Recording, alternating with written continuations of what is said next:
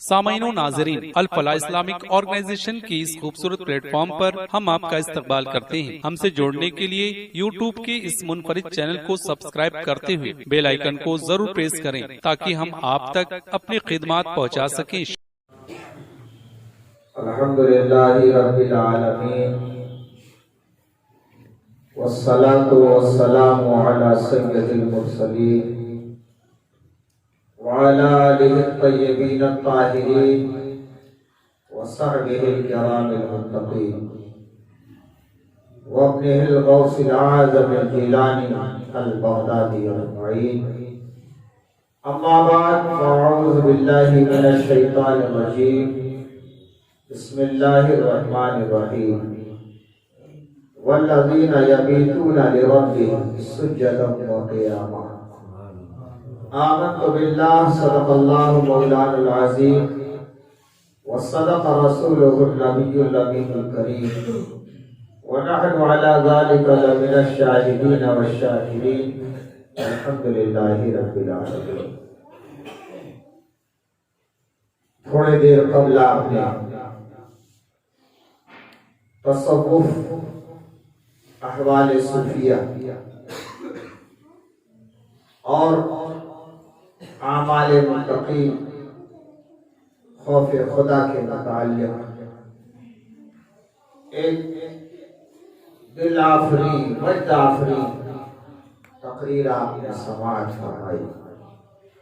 اللہ تبارک و تعالی ہم سبھی کو اس تقریر سے محظوظ فرمائے اور دل میں نور ایمانی کا وہ حسین چراغ روشن فرمائے. آئیے بارگاہ رسالت امام میں ہدیہ درود پاک کا نذرانہ عقیدت پیش کر لیں. اللہم سیدنا و سندنا و شفیعنا و حبیبنا مولانا محمد معدن الخزي والكرم وآلہ و اصحابہ و بارک وسلم وصلی علیہ صلاۃ و سلام دائما علیک یا رسول اللہ صلی اللہ علیہ وسلم. اٹھائے کچھ ورق لالا نے، کچھ نرگس نے، کچھ گل نے. اٹھائے کچھ ورق لالا نے، کچھ نرگس نے، کچھ گل نے. بڑی مشکل سے ہوتا ہے چمن میں کی دمن پیدا. معطر ہے اسی گوشے سے صورت اور صحرا بھی. معطر ہے اسی گوشے سے صورت اور صحرا بھی. کہاں کھولے ہیں گیسو یار نے خوشبو یہاں، کہاں کھولے ہیں گیسو یار نے خوشبو یہاں تک ہے. اللہ تبارک و تعالیٰ کا احسان عظیم ہے جس نے ان مشائخین کی بارگاہ میں زانو ادب تہ کرنے کی، ہم سب کو خدمت کرنے کا موقع عنایت کیا. آج یوم وصال حضرت سیدنا حکیم شاہ تفضل حسین غازی پوری علیہ الرحمت و رضوان کے موقع سے ہم اور آپ حاضر ہیں. یہ اس سے مقدس سالہ سال کی روایت کے مطابق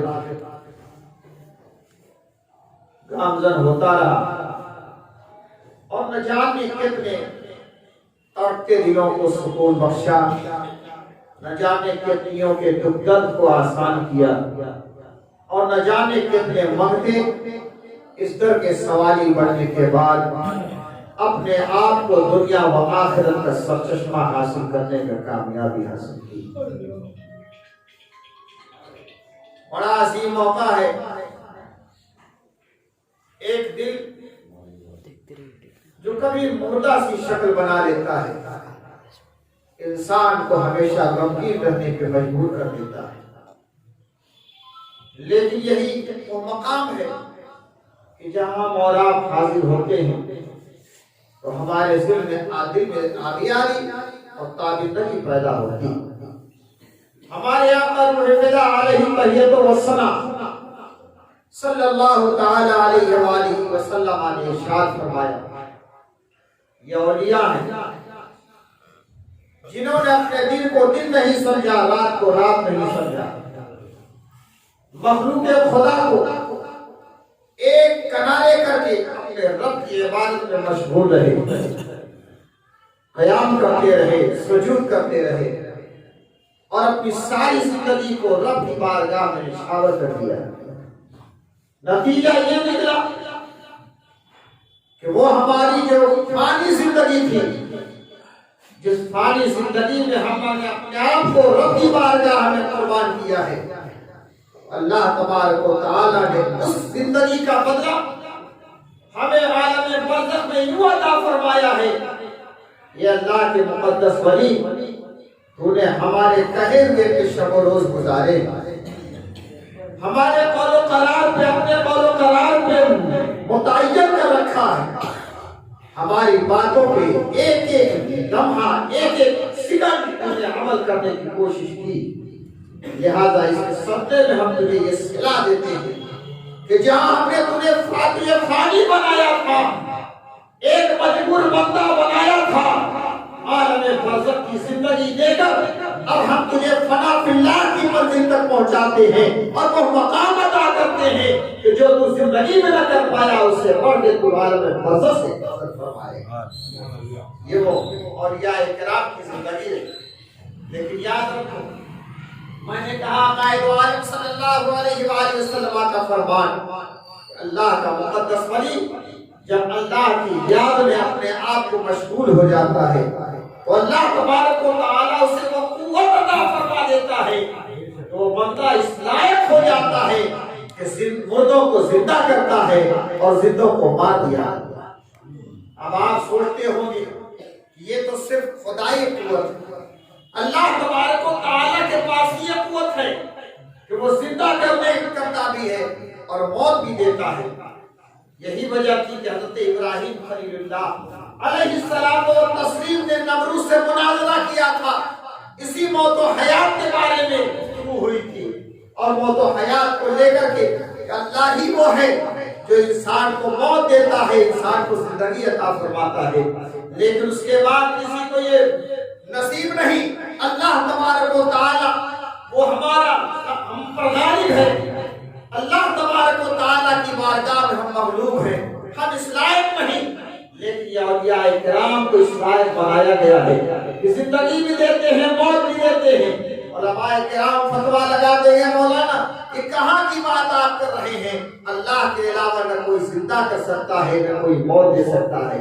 وجہ آپ نے فرمایا ہے، لیکن یہی تو بات ہے، قرآن ایک مجسم کتاب ہمارے سامنے ہے، سمجھنے کی لیاقت، سمجھنے کی طاقت ہر ایک کو نہیں بخشی گئی۔ وہ مفسرین کرام کا معاملہ ہے، وہ سمجھے کہ فلاں آیت سے کیا معاملہ ہے، فلاں آیت سے کیا سمجھا جائے گا، اور حدیث بات محدثین ہی سمجھ سکتے ہیں کہ اللہ کے حبیب صلی اللہ علیہ وآلہ وسلم کا فرمان عالی شان یہ بتا رہا ہے کہ آخر اس کی توجیہ کیا ہے، وجہ کیا ہے کہ اللہ کا ولی بھی زندگی اور موت دیتا ہے۔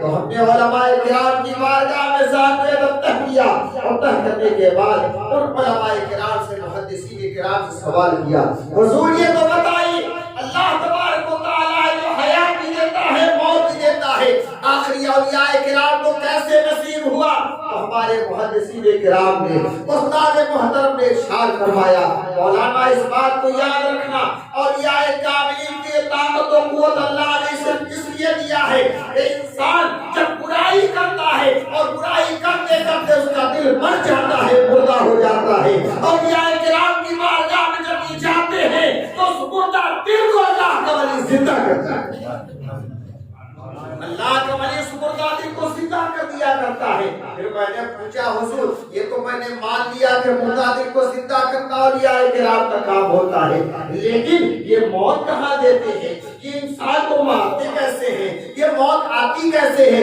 فرمایا سنو، اللہ تبارک و تعالی ہے جو حقیقی موت عطا فرماتا ہے، انسان کو حقیقی زندگی بھی دیتا ہے، حقیقی موت بھی دیتا ہے، لیکن اولیاء کرام موت اس صورت میں دیتے ہیں کہ وہ انسان جس کا دل مردہ ہو جاتا ہے اس کے دل کو زندہ کر دیا کرتے ہیں، اور وہ نفس، وہ شیطان جو انسان کے دل میں بیٹھ کر نفس امارہ کی صورت اختیار کر لیتا ہے، انسان کو برائیوں کی طرف لے جاتا ہے، اللہ کا مقدس ولی اس نفس کو مار دیتا ہے، اسے موت ہے وہ انسان حق کا ذاکر بن جاتا ہے اور اس کا نفس بڑھ جائے گا۔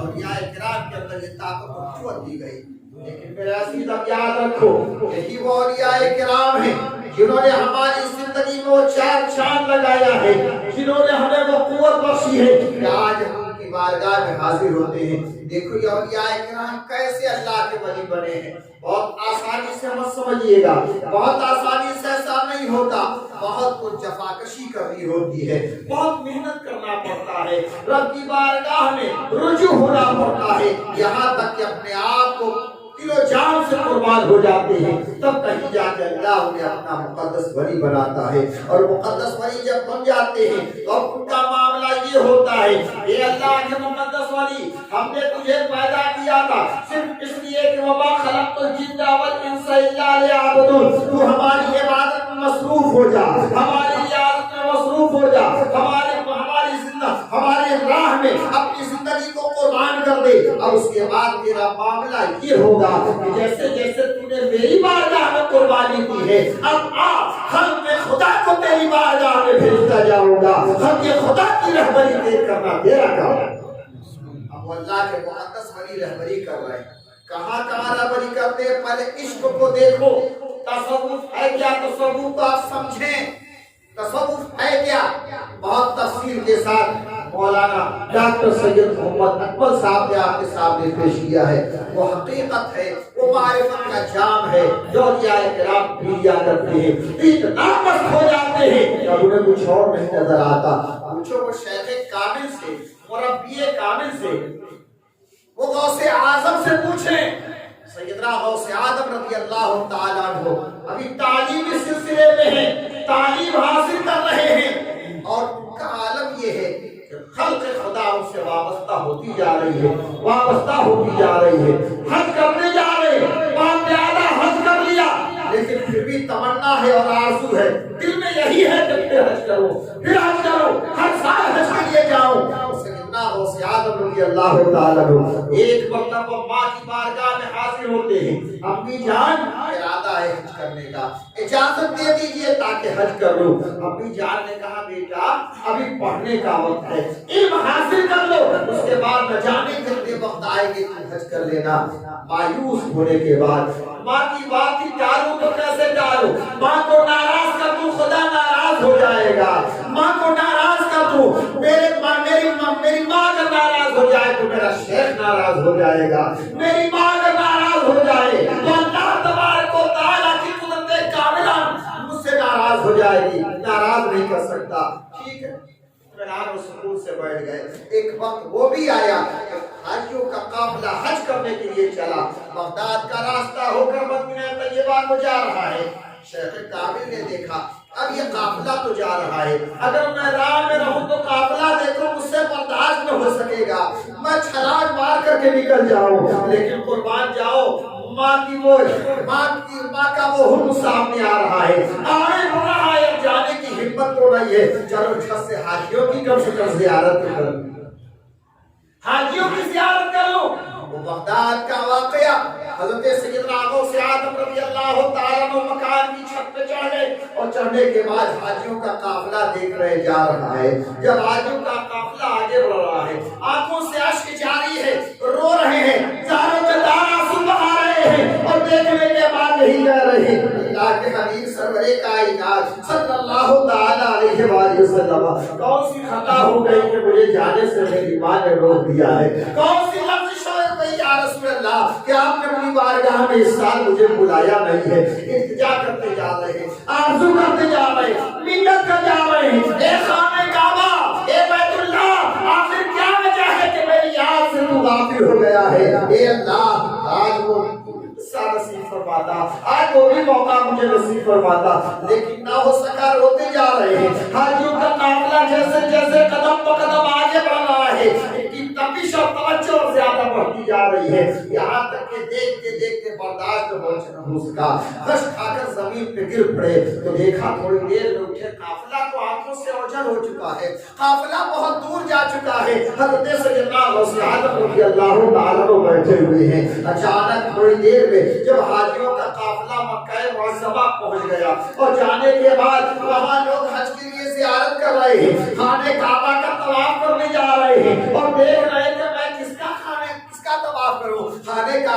यहाँ मौजूद ही नहीं है, बैतुल्लाह यहाँ नजर ही नहीं आता, तवाफ करूं तो कैसे करूं? वापस आए, कहा फला का मामला है, हम लोग ज़ियारत कर रहे थे, तवाफ खाने काबा में मशगूल थे, हम लोग सोच रहे थे तवाफ खाने काबा करें, लेकिन देख रहा हूं कि कहीं खाने काबा मौजूदी नहीं, क्या करूं? मामला समझ में नहीं आया। जब बाहर आए तो मामला ये हुआ, ये लोगों तुम लोग तो अपनी आह को, अपनी तमन्ना को, अपनी आरज़ू को साथ लेकर के गए थे हज के लिए, लेकिन गौसे आजम तो यहाँ तड़प रहा था, गौसे आजम तो लाचार और मजबूर बनकर के तड़प रहा है, आंसू बहा रहा है, अश्क बहा रहा है, रब्बे कायनात की मर्जी को ये गवारा न हुआ, इरशाद फरमाया, ए खाने काबा सब तेरी बारगाह में तवाफ करने आ रहे हैं, तू जा मेरे शेख अब्दुल कादिर के घर का तवाफ कर। क्या कहना? नारे तकबीर, अल्लाहु अकबर,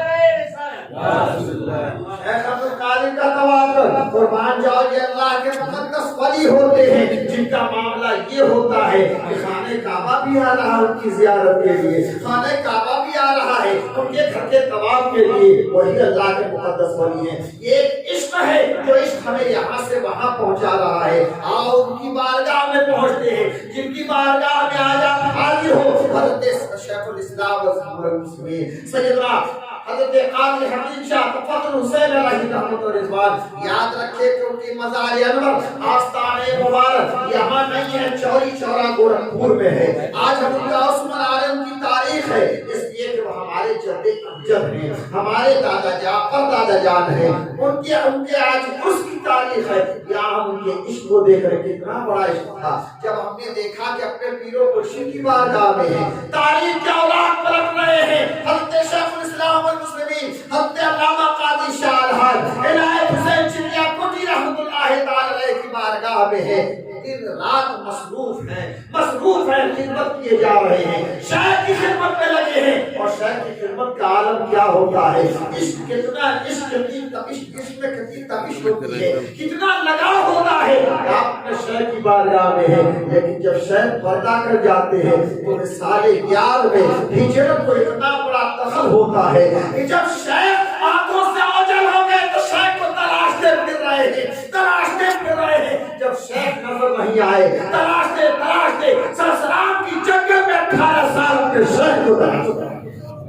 सोचो शेख कहाँ है, चिड़ैया कोट में आराम फरमा है, लेकिन ये मुरीद बावफा मुरीद खोजते जब तलाश यार में गुम हो जाता है तो उसे दुनिया नहीं नजर आती है, बल्कि जहाँ देखो वही शेख का जलवा नजर आता है, शेख का जलवा नजर आता है। अल्लामा हकीम शाह तफद्दुल हुसैन रहमतुल्लाह तआला अलैहि सलाम की जंगल में 18 साल जिंदगी गुजारने के बाद जब उन्हें यहाँ लाया गया किसी सूरत से, वो भी शायद देखो जब लगाव किसी का किसी से हो जाता है तो जाहिर सी बात है कि दिल दोनों तरफ से मचलता है, बेचैनो बेकरार होता है। 18 साल गुजर गया, माँ नाबीना हो चुकी है, माँ अजीब व गरीब मंजर है। हज़रत अल्लामा इनायत हुसैन चिनिया कोठी रहमतुल्लाह तआला अलैहि ने एक रोज ख्वाब में अपने साहबजादे हज़रत अल्लामा इनायत हुसैन चिनिया कोठी रहमतुल्लाह तआला अलैहि को दिखाया, जाओ जिसकी तलाश कर रहे हो सरसराम की जंगल में देखो वहाँ मिल जाएगा, मेरा वो बावफा मुरीद वफादार मुरीद वही मिलेगा, जाओ वो भी परेशान है, वैसाले यार में वो भी परेशान है, जाओ तलाश कर लेना। और मान जाओ तलाश करते करते आप गए, 300 मुरीदीन का काफिला साथ में है, दिन भर जंगल फिर रहे हैं, जंगल में मारे फिर रहे हैं, तलाश कर रहे हैं, लेकिन वहाँ शेख जाबिर से मुलाकात नहीं हो रही है। अचानक आपकी छड़ी, जिस छड़ी से आप टेका किया करते थे, एक दम पे लगाकर उसी दम पे आराम फरमा रहे थे। जब हवाएं चली, अस्र का वक्त हो रहा है, नमाज अदा की जा रही है, उसी दम के नीचे नमाज अदा कर रहे हैं, और अदा करते करते अचानक हवा चली, छड़ी हिली, नीचे गिरी, घुन लग चुकी, नीचे गिरने के बाद वो छड़ी 2 टुकड़े हो गई। जब 2 टुकड़े हो गई, उस छड़ी के गिरने की वजह से वो सुराख कुछ हो चुका था पेड़ में, पुराना पेड़ था, वहाँ भुइया और बकरियों ने जाल बना रखा था। जब वो कुछ साफ हुआ तो धीरे धीरे आवाज सुनाई दी, अल्लाह अल्लाह अल्लाह की आवाज हो रही है। ये अल्लाह के मुकद्दस वली जिक्र अस्कार इसीलिए किया करते हैं कि जिक्र करते करते मुझसे जो आवाज निकलती है, अल्लाह अल्लाह की सदा निकलती है, वो ज़बान इस्तेमाल करते کرتے کرتے زبان چلتے چلتے ان کا دل اتنا ذاکر ہو جاتا ہے کہ دل بھی اللہ اللہ کی سرسرام کے جنگل میں اللہ اللہ کی آواز آ رہی ہے. حضرت نے فرمایا ہو نہ ہو اس میں کچھ نہ کچھ ضرور ہے, دیکھنا چاہیے. لیکن رات قریب آ رہی تھی, اشارہ فرمایا چلو دوسرے دن آیا جائے گا. جب دوسرے دن اس جنگل میں پہنچے, کیا دیکھا, اپنا تلاش کیا گیا. جب کھوہ کو خالی کیا گیا تو حضرت اسی کھوہ میں 18 سال سے اپنی زندگی گزار رہے ہیں. غازی پور لے کے آئے اور آنے کے بعد یہاں کچھ عرصہ اپنی زندگی گزاری, اور گزارنے کے بعد ایک موقع ایسا بھی آیا, ان سے بہت فائدہ حاصل کیا. بہار کے لوگوں نے, مدھوبنی کے لوگ موجود ہیں, فائدہ حاصل کیا ہے. مادے کے لوگ ہیں, انہوں نے فائدہ حاصل کیا ہے. چوری چورا کے لوگ, گورکھپور کے لوگوں نے فائدہ حاصل کیا ہے. وہ اللہ کے مقدس ولی یہاں تشریف فرما ہے, اور جب جانا ہوا وہاں جا رہے ہیں, کسی غرض سے کسی کو دیکھنے جا رہے ہیں, مریض کو دیکھنے جا رہے ہیں. ارشاد فرما دیکھو جا تو رہا ہوں, آنے کی امید نہیں, جا رہا ہوں, آنے کی امید نہیں. یہاں تک کہ تیسرے روز خبر آتی ہے کہ حضرت کا وصال ہو گیا ہے. عقیدت مند پریشان ہے, یہاں والے چاہ رہے ہیں کہ یہاں مدفون کیا جائے, لیکن چوری چورا والے کرنا یا حضرت کو کسی صورت میں یہاں سے جانے نہیں دیں گے, اس لیے کہ حضرت نے ہماری زندگی میں وہ کارنامے پیش کیے ہیں, ہماری زندگی میں وہ حالات پیش کیے ہیں. ہم چوری چورا والوں کو وہ سکون عطا فرمایا ہے, جب حیات میں وہ سکون دیا ہے تو بعد وفات بھی ہمیں سکون دے گے. یہ عقیدت ان کی تھی کہ آج بھی وہاں پر قدر اللہ موجود. میرے بھائیوں, یہ اللہ کے مقدس ولی ہم لوگ بہت دنوں سے سوچ رہے ہیں. ایک تو ان کے شہر کا آستانہ حضرت نے ارادہ کر لیا تھا کہ حضرت نے آستانہ بنایا چریا کوٹ کا, جن کا اس منارے انہوں نے بنوایا آستانہ اپنے شہر کا, اور ان کا آستانہ چوری چورا میں. تو جب یہ شہر کا آستانہ بنایا ہوا بوسیدہ ہو گیا تو حضرت نے ارادہ کیا کہ ہم ہی بنائیں. تو آج ہم نے شہر کا آستانہ چریا کوٹ میں بنایا, اب چوری چورا میں بھی آستانہ بنانے کی باری. اب ہمارا فرض بنتا ہے کہ ہم اپنے شہر کو دیکھیں. اب ہمارے شہر کا حکم جس دن ہو جائے گا کہ اب چلنا ہے یہاں سے چوری چورا, وہاں بھی آستانہ حضرت کا تیار کرنا ہے. جس دن اجازت دے دیں گے انشاءاللہ وہاں بھی عالیشان آستانہ بنا کے ہم سب دکھائیں گے, اور آپ کا تعاون اس میں بھرپور ہونا چاہیے. اس بات کا عہد کر لیں انشاءاللہ وہ دن ہونا ہے. یہ لاک ڈاؤن کی پوزیشن نہیں ہوتی تو آج وہاں بھی آستانہ تیار ہوتا ہے. پھر بھی ہم ارادہ لے کے چلتے ہیں, اس لیے کہ اللہ کا مقدس ولی یہ نہیں دیکھتا کہ ہمیں کہاں کتنا دینا, یہ نہیں دیکھتا. ایک مرتبہ حضرت ابو بکر شبلی رحمۃ اللہ تعالی سے کسی نے پوچھ دیا, حضور زکات کا کیا حکم ہے, زکات کا کیا حکم؟ تو حضرت ابو بکر شبلی رحمۃ اللہ علیہ فرماتے کیا بتاؤں تمہیں, شریعت کا راستہ بتاؤں کہ طریقت کا راستہ؟ کیا کہنا, کس طریقے سے سمجھا دوں, شریعت کے حساب سے بتا دوں یا طریقت کے حساب سے بتا دوں؟ ارشاد فرمایا حضور آپ تو دونوں راستے کے تیراک ہیں, شریعت بھی جانتے ہیں, حقیقت و معرفت طریقت بھی جانتے ہیں, آپ ہمیں سمجھا دیجئے. ارشاد فرماتے سنو میں یہ بتاتا ہوں کہ شریعت یہ بتاتی ہے کہ 2.5% زکات, شریعت بتاتی ہے 2.5% زکات دو, اور طریقت یہ کہتی ہے کہ پورا مال اٹھا کے دے. طریقت کہتی ہے پورا مال اٹھا کے دے دے. لوگوں نے کہا حضور آپ جب بھی کوئی بات بولتے ہیں تو اس کا کوئی نہ کوئی ثبوت ہوتا ہے, بغیر ثبوت کے آپ کوئی بات نہیں بولتے, ذرا یہ بتائیے پورا مال دینا کہاں سے جائز ہے؟ تو حضرت علامہ ابو بکر شبلی رحمۃ اللہ تعالی ارشاد فرماتے سنو شریعت نے تو یہ بتایا کہ 2.5% دیا جائے, یہ تو حدیث بھی ہے, قرآن بھی ہے, سب سے معلوم ہو گیا. لیکن اب تم نے طریقت کے راستے کو پوچھا ہے کہ پورا مال دے دیا جائے, تو سنو ہم نے جو طریقت حاصل کی ہے اور وہی تو حضرت سیدنا ابو بکر صدیق رضی اللہ تعالی سے حاصل کیا ہے. پروانے کو چلا تو بلبل کو پھول پر, صدیق کے لیے ہے خدا اور خدا کا رسول. خدا میں دے دیا, کہا کچھ نہیں چاہیے بس اللہ کا رسول چاہیے. آج ہم بھی اسی لائق ہیں کہ ہمیں کچھ نہیں چاہیے, بس ہمارا شاید جو حکم کرتے ہیں اس میں قربان ہے. اب آپ کے شاید کا دیکھیے حکم کب ہوتا ہے, انشاءاللہ جس وقت حکم ہو جائے گا ہم لوگ پیچھے ہٹنے کے لیے تیار نہیں، اور وہاں سے بھی لوگ بار بار کہہ رہے ہیں کہ حضور آپ تشریف لے آئیے، ہم لوگ سے جتنا ہوگا آپ لوگ کریں، لیکن یہ کہ حضرت جب تک تشریف نہیں لائیں گے، حضرت جب تک آئیں گے نہیں، بنیاد حضرت ہی کو رکھنا ہے، اس کے بعد تو بہانہ دعائیں ان کی ہوگی، کام ہوگا۔ تو انشاءاللہ یہی امید لے کے ہم لوگ چلتے ہیں کہ وہ وقت آئے گا تو انشاءاللہ ہم لوگ حاضر ہو جائیں گے۔ بس یہ ہے کہ آپ اتنا یاد رکھیں کہ جب ہم آستانوں سے تعلق رکھتے ہیں یہ نہ جانے کہ ہمارا قدم یہاں آنا ہے، بس یہ ذہن میں رکھیں۔ اور ایک چیز اور بتاتے ہیں، ہر مرید یہ چاہتا ہے کہ حضور ہمارے گھر آئے، ہر مرید چاہتا ہے، یہ کوئی ضروری نہیں۔ آج مسئلہ ہم سے سمجھ لیں، طریقت کا مسئلہ جو آپ چاہتے ہیں کہ ہمارا شیخ ہمارے گھر میں آئے، آپ بس یہ چیز یاد رکھ لیں کہ اگر شیخ کو اپنے عقیدت اور احترام سے آپ نے بلا لیا، ایک گوشے میں اہتمام کر لیا اور کرنے کے بعد تھوڑے دیر کے لیے اس گوشے کو چھوڑ دیا تنہائی میں، تو آپ کا شیخ وہاں موجود ہوتا ہے، وہ آپ کی نگاہوں میں بصارت نہیں کہ آپ اسے دیکھ سکیں، لیکن وہ شیخ آپ کا وہاں موجود ہوتا ہے۔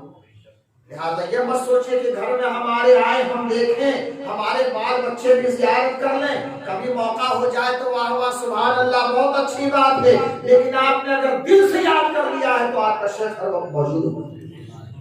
یہی وجہ ہے کہ شیخ جب کوئی وظیفہ بتاتا ہے آپ وظیفے پہ عمل کرنا شروع کر دیتے ہو، آنکھیں آپ کی بند ہوتی ہیں، وظائف میں مشغول ہوتی ہیں، تو آپ کا شیخ آپ کی حمایت کرتا ہے، آپ کی حمایت اور مدد میں رہتا ہے، اور آپ کا شیخ ہمیشہ نگاہ رکھتا ہے کہ کہیں میرے چاہنے والے کو کوئی تکلیف نہ پہنچے، اسی لیے حکم دیا گیا۔ ورنہ کتنے بغیر اجازت لینے والے وظیفہ کرتے رہے، پاگل بن کے گھوم رہے ہیں، پاگل بن کے گھوم رہے ہیں، بہت زیادہ وظیفہ پڑھا، بہت زیادہ وظیفہ پڑھا، تو وظائف تو ٹھنڈے بھی ہوتے ہیں، گرم بھی ہوتے ہیں، تاثیریں الگ الگ ہوتی ہیں، لیکن میں کہتا ہوں چاہے جمال میں آؤ چاہے جلال میں آؤ، وظیفہ جو بھی ہو اگر شیخ کامل نے اجازت دے دیا ہے تو کوئی بھی وظیفہ آپ پڑھ سکتے ہو، سوائے فائدے کے نقصان ہو ہی نہیں سکتا، نقصان ہو ہی نہیں سکتا۔ لہذا آپ یہ ارادہ کر لو، عقیدت سب سے بڑی چیز ہے، بے عقیدہ لوگ تو گمراہ پھرتے جا رہے ہیں، بنتے جا رہے ہیں۔ آپ کو مت دیکھو، برائی بہت تیز پھیلتی، بہت تیز پھیلتی، اس کی طرف نہیں جانا ہے، نیکیاں بہت آہستہ آہستہ۔ جیسے مولانا سید صاحب نے اپنا واقعہ بتایا نا، 3 روز تک نماز کی قضا ہوئی فجر کی، تو چوتھے روز ڈانٹ پڑی کس کی؟ شیخ کی پڑی نا۔ تو شیخ ہمارا کہاں رہتا ہے؟ ہمارے پاس رہتا ہے۔ آپ کہتے ہو کہ ہم کہاں ڈھونڈیں؟ مت ڈھونڈو، بس ارادہ کرو۔ اور کبھی کبھی جب آپ گناہوں میں ملوث ہو جاؤ گے، بے ارادہ بے عمل ہو جاؤ گے، تو شاید تمہاری رہبری بھی کرتا ہے اور تمہیں ڈانٹتا نہیں ہے، وہ ڈانٹ تم سمجھتے ہو، لیکن ہمدردی میں تمہارے اعمال میں اضافہ کرتا ہے، یہ اعمال میں اضافہ ہو۔ لہذا اعمال میں اضافہ کرتے چلو۔ یہ دنیا ہے، بہروپیہ ہے، شکل و صورت بنا کیا جائے، وضاقتہ بنا کیا جائے، ہمیں بربادی کے دہانے پہ لے جائے، مت سوچو اس کے بارے میں، بس یہ کہ لو لگا دیا ہے تو لو لگا دیا۔ ایک شیخ کامل نے ہمیں آواز دیا، ہم نے کہاں سے لو لگایا اس کو آپ دیکھیں۔ آج بیٹھے ہیں خانقاہ دائرہ شاہ احمد میں، لیکن آپ یہ سوچتے ہوں گے کہ یہ خانقاہ نہیں، یاد رکھیے آپ شجرہ اٹھا کے پڑھ لیجئے، شجرے میں جتنے اسماء گرامی آ رہے ہیں ہمارے شیوخ کے، یہ سارے شیوخ آج اس جگہ موجود ہیں۔ یہ الگ سی بات ہم نہیں دیکھ رہے۔ حاجی حج کرنے جاتا ہے میدان عرفات میں سب موجود ہوتے ہیں، اولین و آخرین موجود ہوتے ہیں، حضرت آدم سے لے کے قیامت تک والے موجود ہوتے ہیں، لیکن آپ کتنے کو دیکھتے ہیں؟ جتنے کا ویزا بنے گا، پاسپورٹ بنے گا، وہی تو سامنے نظر آتے ہیں، لیکن نہیں، میرا خدا فرماتا نہیں، وہ عرفات عرفات ایک دوسرے کو پہچانتا ہے وہاں۔ یہ الگ سی بات ہے، پہلے والے آئے بعد والوں کو پہچان لیتے ہیں، اور بعد والے اپنے بعد والوں کو پہچان لیں گے، اور ان کے پہچانوانے کے لیے یہی پہلے والے آئیں گے جو گواہی देंगे। यही तो रसूलुल्लाह का उम्मती मौजूद है। इसलिए कुरान ने हमें एक तो में वस्ते उम्मत बनाया है। वस्ते उम्मत इसीलिए बनाया है कि तुम्हें बाद वाले भी पहचानेंगे, पहले वाले भी पहचानेंगे, और सबकी गवाही मेरा रसूल है। सबकी गवाही मेरा रसूल दे। तो मेरे अजीज गवाही को पहचानो। आज सैयदना शेख मुजद्दिद अल-फिसानी रहमतुल्लाह ताला अलैह, मामूली मत समझिएगा, सिलसिला मुजद्दिदियत अल-फिसानी यानी 10वां साल गुजर गया, हिजरी का 10वां साल गुजरा, 11वां साल लगा तो वहां से मुजद्दिद बन गए, और आज तक ये मुजद्दिदियत उनकी चली आ रही। वो अलग सी बात है, जिंदन और लोग आते रहे। ये कौन है, इनका ताल्लुक क्या है, वास्ता क्या, जरा देखिए। आज मैं आपको समझाना चाहता हूँ, यहाँ बैठे हैं तो आप हैं करते। हजरत मुजद्दिद अल-फिसानी रहमतुल्लाह अलैह के 2 साहबजादे थोड़ा सा बड़े हो गए तो हजरत ने एक मुहद्दिस साहब की बारगाह में पेश कर दिया। मुहद्दिस साहब, ये मेरे दोनों शहजादे को आप पढ़ाइए। पढ़ाने लगे, 100 पढ़ाया, 9 पढ़ाया, बलागत पढ़ाया, उरूज पढ़ाया, मंतिक पढ़ाया, फलसफा पढ़ाया, इल्म तफसीर पढ़ाया, इल्म हदीस पढ़ाया, उसूल हदीस पढ़ाया, उसूल तफसीर पढ़ाया, पढ़ाते जा रहे। लेकिन शेख कामिल को उस्ताद पहचानते नहीं थे। बच्चों ने एक दिन तस्करा किया कि हुजूर, हमारे अब्बा तो बहुत पहुंचे मुजद्दिद वक्त, आपको मालूम? कहा नहीं बाबू, मुझे तो नहीं मालूम, अगर अल्लाह के मुकद्दस वली हैं तो ज़ियारत करा दो। एक रसूल में तशरीफ ले आए शेख की बारगाह में। जो ही शेख की बारगाह में सामने आके बैठे, शेख ने अपना चेहरा फेर लिया। हज़रत मुजद्दिद अल-फिसानी ने अपना चेहरा फेर लिया। 2-3 घंटा उस्ताद बैठे रहे कि हजरत अब मुतवज्जे हो, अब मुतवज्जे हो, अब मुतवज्जे हो ना। 3-4 घंटा रहने के बाद वापस हो गए। बच्चे गए, कहा हुजूर गए थे अब्बा जान के पास? हाँ गया तो था। कहा देखा बेला? कहा कुछ समझ में नहीं आया, तुम्हारे अब्बा तो बहुत मुतकब्बिर, चेहरा तक नहीं मिलाया तो समझेंगे क्या? मुहद्दिस बच्चे आना, चेहरा नहीं मिलाया, बातें नहीं। बच्चे आए, आने के बाद अब्बा हुजूर मेरे उस्ताद आए थे, आपने उनकी तरफ तवज्जो नहीं किया। तो हज़रत मुजद्दिद अल-फिसानी फरमाते, सुनो मैं जहन्नमियों के लिए तवज्जो नहीं करता। कहा क्या मामला? कहा तुम्हारे उस्ताद आए थे, दरवाजे पर कदम रखा, मैंने उनके चेहरे को पढ़ा, पेशानी पे जहन्नमी लिखा हुआ था, मैंने चेहरा फेरा। बच्चे बहुत परेशान, अर्ज करते हुजूर ये बताइए, हैं तो मेरे उस्ताद, बाप अगर गुनाह करे और गुनाह करने के बाद दुनिया से चला जाए, मग़फ़िरत का कोई रास्ता नहीं, तो मैं तो कहूँगा ना कि अल्लाह मेरे अब्बा को बख्श दे। मैं दुआ करूँगा ना, ये अल्लाह मेरे वालिद को बख्श दे। हुजूर मेरे उस्ताद में अगर कोई कमी है, जहन्नमी है, तो मैं आपसे दुआ कर रहा हूँ कि दुआ कर दीजिए कि अल्लाह ताला उन्हें जन्नती बना। अल्लाह ताला मेरे उस्ताद को, मेरे मुरब्बी को जन्नती बना दे। इतना अर्ज करना था। आप इरशाद फरमाते हैं, बेटो अगर तुम कहते हो तो जाओ। आज रात जब मैं मुराकबा करूंगा, मुराकबे में अपने शेख कामिल हज़रत सैयदना पीराने पीर दस्तगीर गौसुल आज़म जिलानी रज़ियल्लाहु ताला की बारगाह में हाजिर दूंगा, उनसे इल्तिजा करूंगा, गुजारिश करूंगा, फरियाद करूंगा कि हुजूर मेरे बच्चों के उस्ताद गिरामी जहन्नमी है, इनकी तकदीर बदल के जन्नती बना दिया। जाओ ठीक। दूसरा दिन हुआ, बच्चे ने कहा हुजूर चलिए अब्बा हुजूर की बारगाह। बच्चे गए तो अब्बा ने कहा क्या जाऊं, तुम्हारे वालिद को तवज्जो नहीं होते तो जाऊं क्या? कहा नहीं चलिए, आज हमने दुआ करा दी। कहा ठीक। आए सुबह सुबह हजरत की बारगाह में सलाम किया तो हजरत मुजद्दिद अल-फिसानी रहमतुल्लाह अलैह मसनद खिलाफत छोड़ी, दरवाजे पे आ गए, उस्ताद से गले मिले और गले मिलने के बाद बोसा दिया, अपने गद्दी में बगल पिला के बिठाया। जब एहतराम देखा तो पूछ पड़ते हुजूर बात समझ में नहीं आती, ये बताइए कल मैं ही आया था, 2-3 घंटा बैठा, आपने तवज्जो नहीं की है, अपना चेहरा फेर दिया, आज आया हूँ, आप मुझे दरवाजे से रिसीव कर रहे हैं, अपनी गद्दी पे अपने साथ बिठा ले, वजह क्या है? इरशाद फरमाया सुनो, कल जब तुम आए थे तो मैंने तुम्हारी पेशानी पे जहन्नमी लिखा पाया था, میرے بیٹوں نے مجھ سے سفارش کی تھی تو میں نے ان کی سفارش بارگاہ غوثیت پاک میں پیش کیا تھا. سیدنا غوث اعظم رضی اللہ تعالیٰ عنہ سے فرماتے حضور میرے بچوں کے والد میرے بچوں کے استاد آئے ہوئے ہیں, یہ جہنمی کی تعبیر کو بدل لیا جائے. اچانک میں نے دیکھا اسی رات سیدنا غوث اعظم تشریف لائے, ارشاد فرماتے ہیں جاؤ میں نے اللہ رب العزت کی بارگاہ میں دعا فرمائی, حکم جاؤ بدل دو, تو میں نے جہنمی کی جگہ لوح محفوظ میں سے جنتی لکھوائی. حضور کب سیدنا غوث اعظم رضی اللہ تعالیٰ عنہ نے یہ کام کیا تھا جو آپ کی تقدیر بدلی ہے. آج میں جب آپ میرے دروازے پہ آئے ہیں تو میں نے دیکھا جہنمی نہیں لکھا تھا, پیشانی پہ آپ کے جنتی لکھا تھا, اس لیے آج میں نے آپ کی تعظیم کر دی. اسی لیے ہم لوگ کہتے ہیں کہ مذہبوں سے عقیدت مت رکھو, مت رکھنا, ان سے تعلق مت رکھنا. کیوں؟ اس لیے کہ جہنمی ہے. میرے غوث اعظم نے فرمایا جہنمی سے تعلق مت رکھنا. اور علامہ سعدی شیرازی سے پوچھا جائے تو فرماتے ہیں صحبت صالح تورا صالح کنر, صحبت طالح تورا طالح کنر. اچھوں کی صحبت میں جاؤ تمہیں اچھا بنا دے گی, بروں کی صحبت سے دور رہو اس لیے کہ وہ تمہیں برا بنا دیا. بڑا عظیم معاملہ.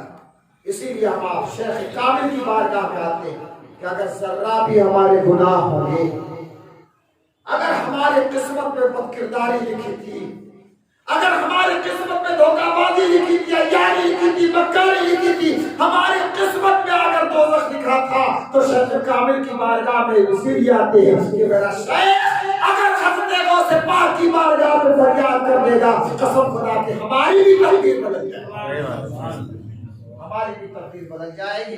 لہذا آپ اس امید کے ساتھ آج یہاں حاضر ہو, اور نہ ہو تو اس امید کے ساتھ حاضر ہونے کی کوشش کیجیے کہ اولیاء کرام کی بارگاہ سے ہمیں ملتا کیا ہے. بہت کچھ ملتا ہے, بہت کچھ ملتا ہے.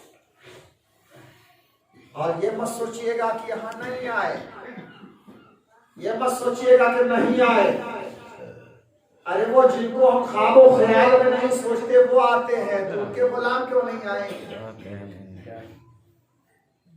ہندوستان میں محدث سب سے پہلے محدث آئے حضرت سیدنا شیخ عبدالحق محدث دہلوی رحمۃ اللہ تعالی علیہ, جنہوں نے علم حدیث کو ہندوستان میں پھیلایا.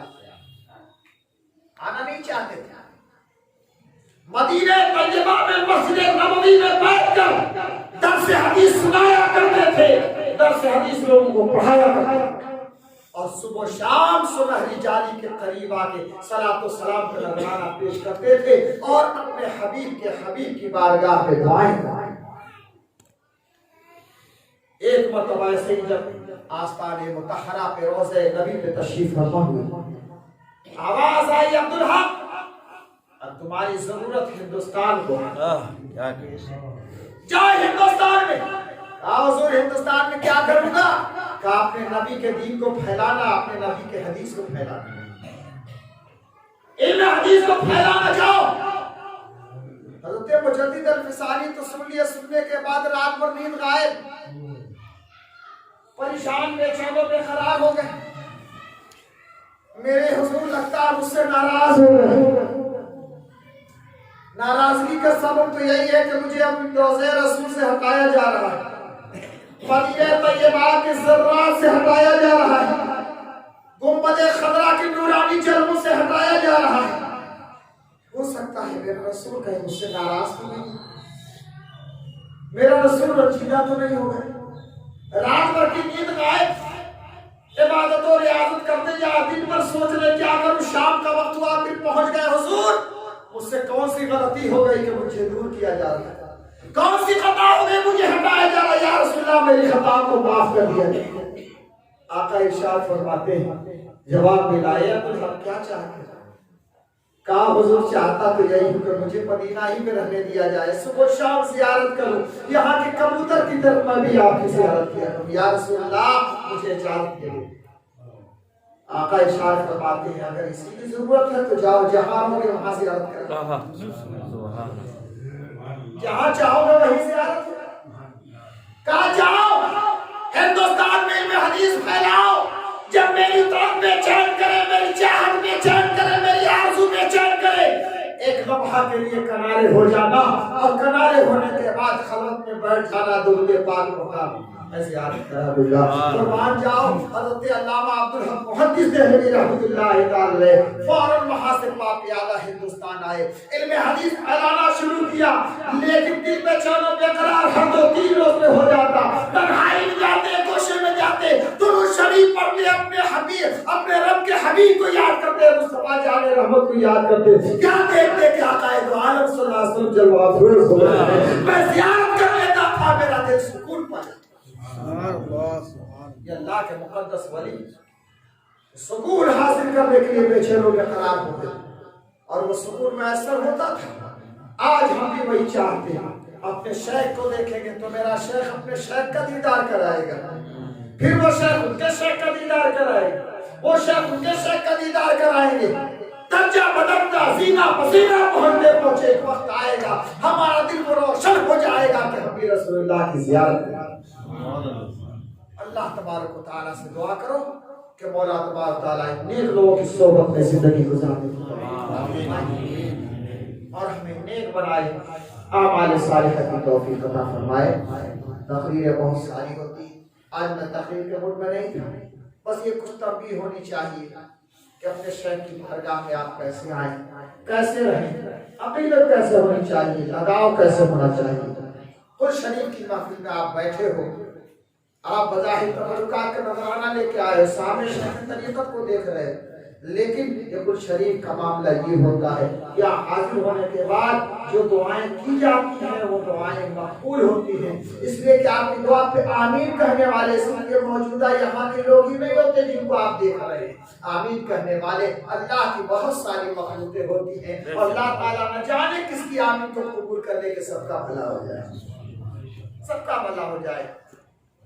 दुआ करें अल्लाह ताला हमें अपने शेख तरीक़त की रहनुमाई मज़ीद दराज फरमाए, आमीन, और हमारे आमाल में मज़ीद तक़वियत अता फरमा दे। खड़े हो जाएं, आका दो आलम की बारगाह में नज़राने पेश करें।